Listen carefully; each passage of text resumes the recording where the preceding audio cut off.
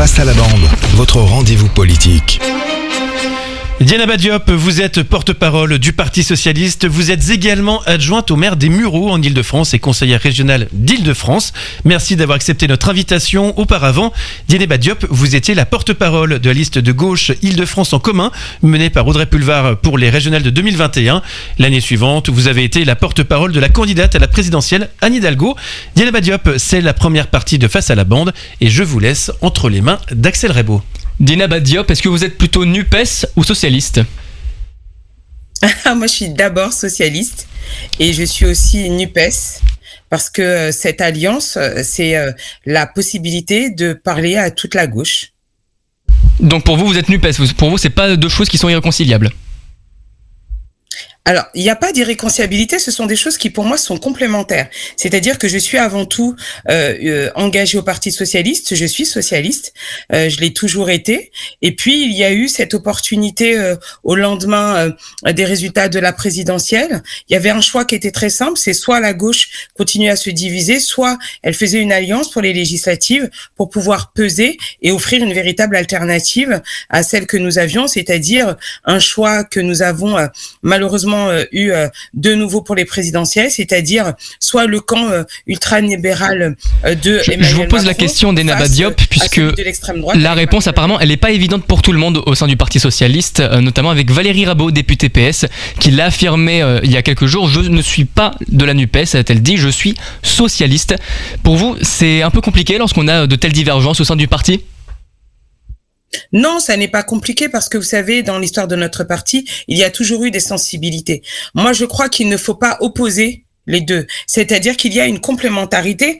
La seule chose, c'est que nous avons formalisé ce qui s'est toujours passé à l'Assemblée nationale, c'est-à-dire que nous avons un intergroupe avec des discussions avec l'ensemble des groupes de gauche. Nous avons fait le choix de faire liste commune aux législatives pour permettre à un maximum d'élus de gauche de pouvoir entrer dans l'hémicycle. Nous sommes ceux qui avons permis le plus souvent d'éviter justement que le Rassemblement national soit présent, puisqu'on a bien vu que LREM n'a pas été en capacité d'éviter, alors que...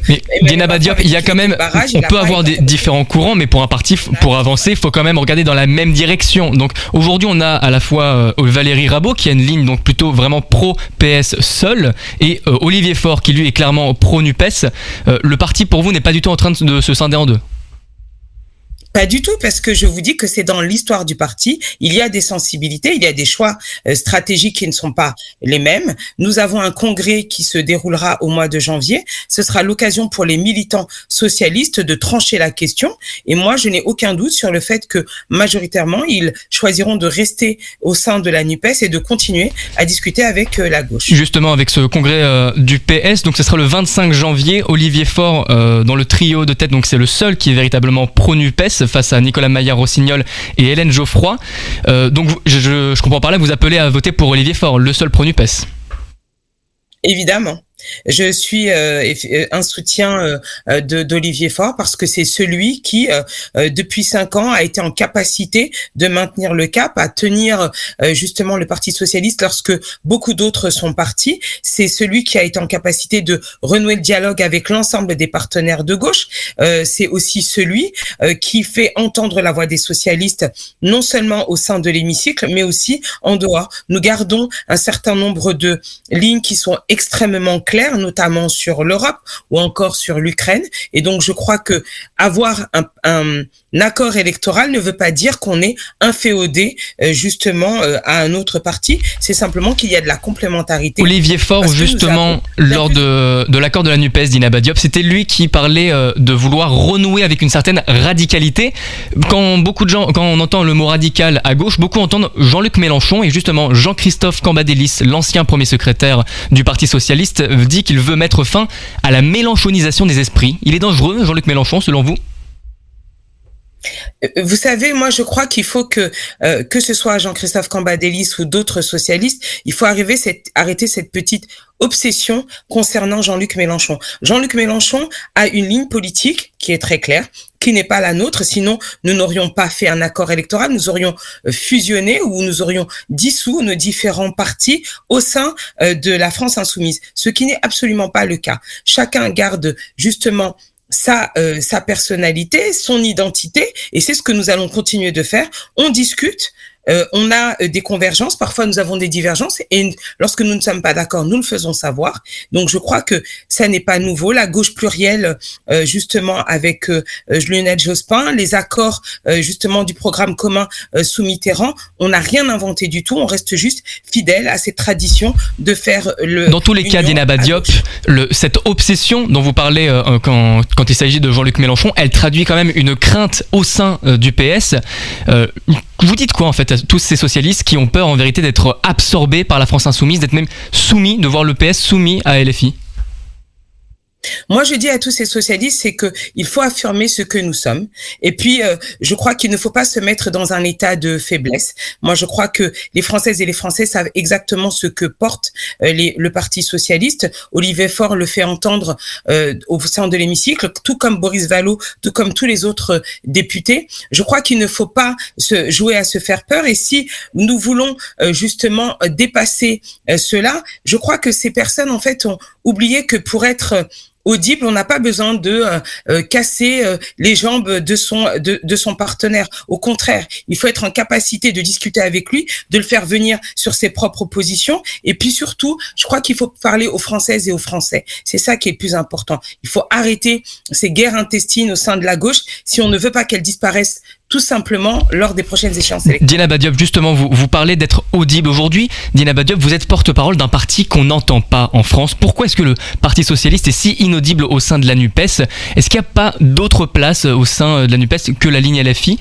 Parce que vous dites aujourd'hui on est la gauche plurielle, c'est une union qui est nécessaire, mais on n'entend pas véritablement la voix du PS. C'est uniquement la voix de la France insoumise aujourd'hui qu'on entend.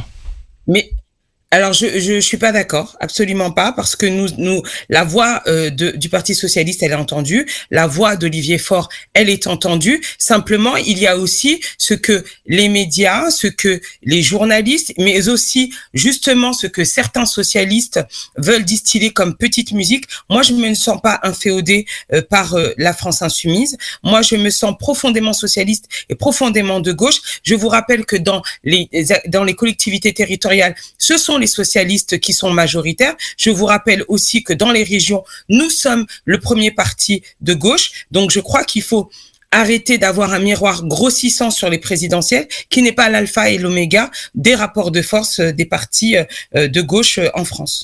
Dina Diop, merci. Restez bien avec nous. Je rappelle que vous êtes porte-parole du Parti socialiste et on vous retrouve dans quelques instants. Face à la bande, votre rendez-vous politique. Dina Diop, vous allez faire Face à la bande. Elle est composée d'Axel Rebaud, d'Adrien Hardy, de Quentin Leport et de Raphaël Bardena. Je rappelle que vous êtes porte-parole du Parti socialiste. Quentin, vous posez la première question. Madame Diop, comment expliquez-vous que le Parti socialiste qui était encore au pouvoir il y a 6 ans ait autant de mal à s'imposer sur le plan national aujourd'hui ? Je crois qu'il y a eu un sentiment de défiance qui s'est installé suite à la déception qu'il y a pu avoir après le quinquennat de François Hollande. Moi, je crois que c'est assez injuste parce qu'il a mené un certain nombre de réformes. Il a été aussi un président qui a aussi beaucoup protégé les Françaises et les Français. Nous avons eu de grandes avancées sociétales, mais le problème, c'est que une partie du peuple de gauche s'est sentie trahie et depuis, nous avons eu Emmanuel Macron qui est arrivé et les gens le rendent responsable à tort de l'arrivée d'Emmanuel Macron. Et pensez-vous que François Hollande soit responsable partiellement de la situation actuelle du Parti socialiste ?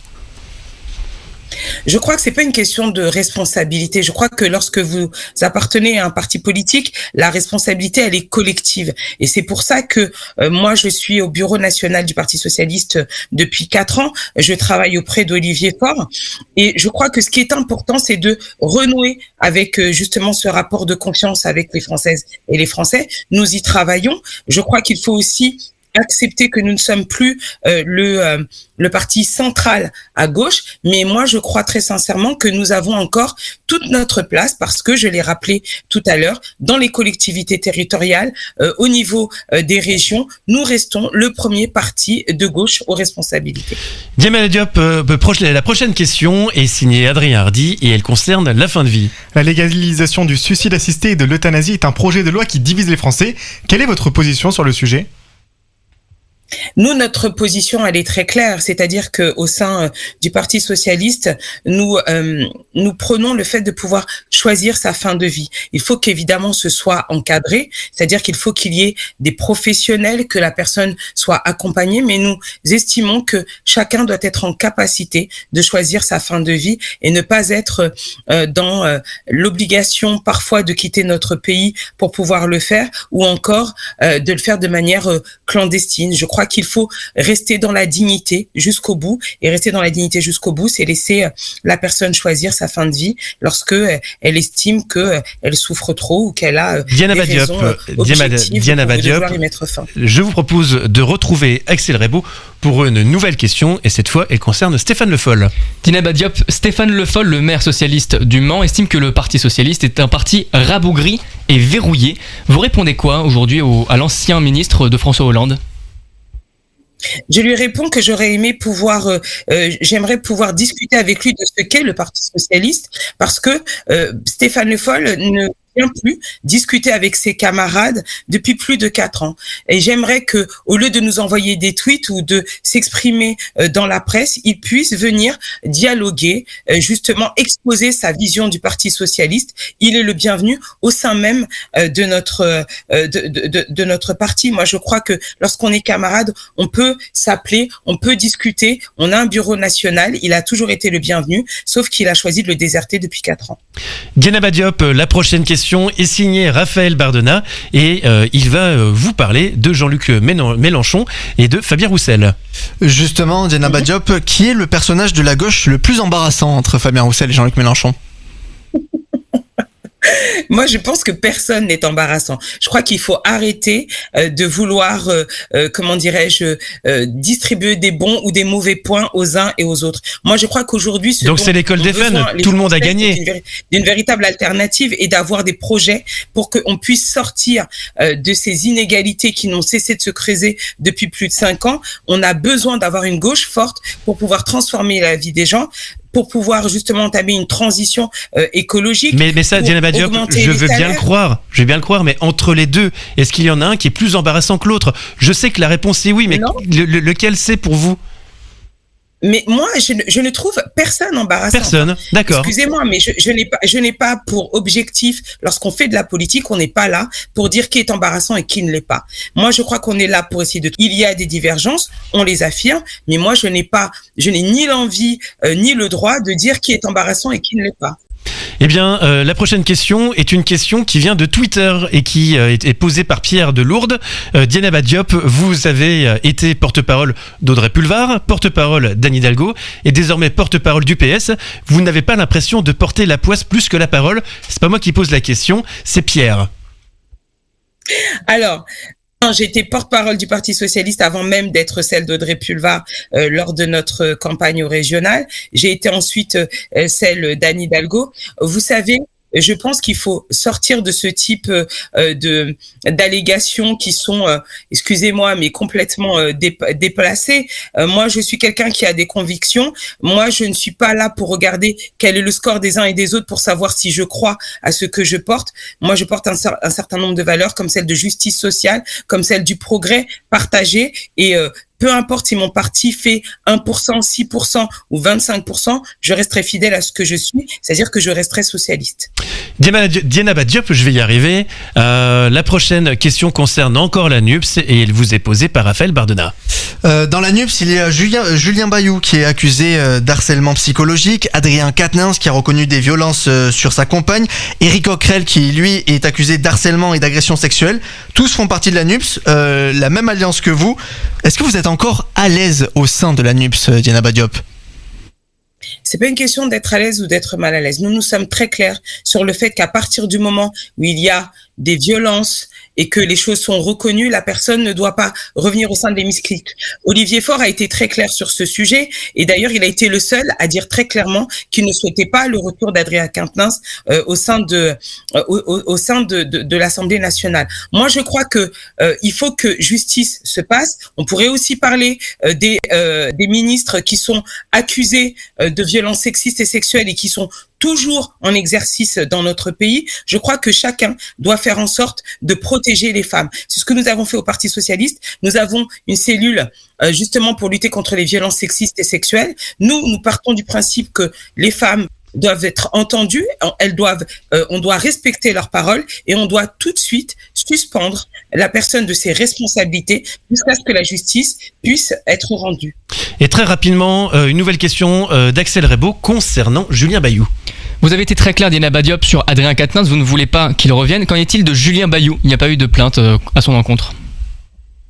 Je vous entends pas très bien, excusez-moi. Julien Bayou, est-ce qu'il a, lui, sa place encore dans l'hémicycle ?